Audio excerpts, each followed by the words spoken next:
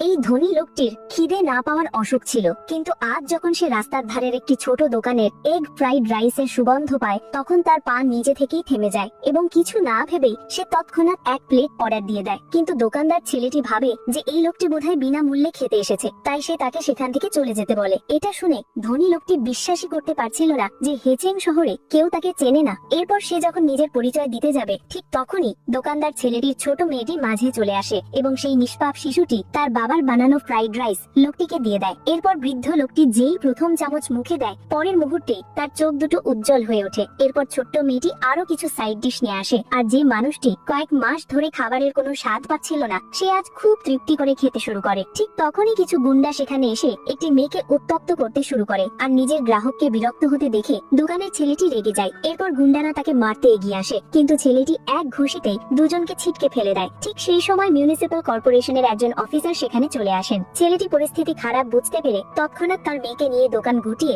টাকা না নিয়ে সেখান থেকে পালিয়ে যায়। আর পিছনে পড়ে থাকে কেবল সেই ধনী লোকটি যে বিড়বিড় করে বলছিল যদি আর এক বাটি ফ্রাইড রাইস পাওয়া যেত। কিছুক্ষণের মধ্যে হাসপাতালের লোকজন এসে তাকে ফিরিয়ে নিয়ে যায়। এরপর 3 দিন পর হঠাৎ সেই ধনী লোকটির শারীরিক অবস্থা দ্রুত উন্নতি হতে শুরু করে। এটা দেখে ডাক্তাররা অবাক হয়ে বলেন যে এটা কোনো অলৌকিক ঘটনার চেয়ে কম নয়। কিন্তু বৃদ্ধ লোকটি জেদ করে বলে যে আমার কোনো রোগ ছিল না, আমার খাবার ভালো লাগতো না কারণ আমার শেফরা খুব বাজে রান্না করত, তাদের চেয়ে অনেক ভালো ফ্রাইড রাইস বানায় সেই রাতের ফুটপাতের দোকানদার ছেলেটি। এরপর সে তৎক্ষণাৎ ঘোষণা করে যে যে কেউ সেই দোকানদারকে খুঁজে আনবে সে তাকে নিজের সব থেকে বড় হোটেলটি দিয়ে দেবে। এদিকে ভাগ্যের পরিহাসে সেই দিনই ছেলেটি তার মেয়ের সাথে সেই হোটেলেই হেড শেফের চাকরির জন্য পৌঁছায়। কিন্তু ম্যানেজার তাকে দেখে বলে যে তোমার না আছে কোনো অভিজ্ঞতা, না আছে কোনো ডিগ্রি, আর সে তাদের উপহাস করে বলে যে তোমরা সমাজের সব থেকে নিচু তলা থেকে আসো। তখনই তার মেয়েটি এগিয়ে এসে বলে আপনাদের চোখের সমস্যা আছে, আমার বাবা দুনিয়ার সেরা রান্না করেন। এসব শুনে দোকানদার ছেলেটি রেগে গিয়ে চলে যেতে লাগে। ঠিক তখনই একজন সিইওর সাথে তার ধাক্কা লাগে, আর দুজনে একে অপরের দিকে তাকায়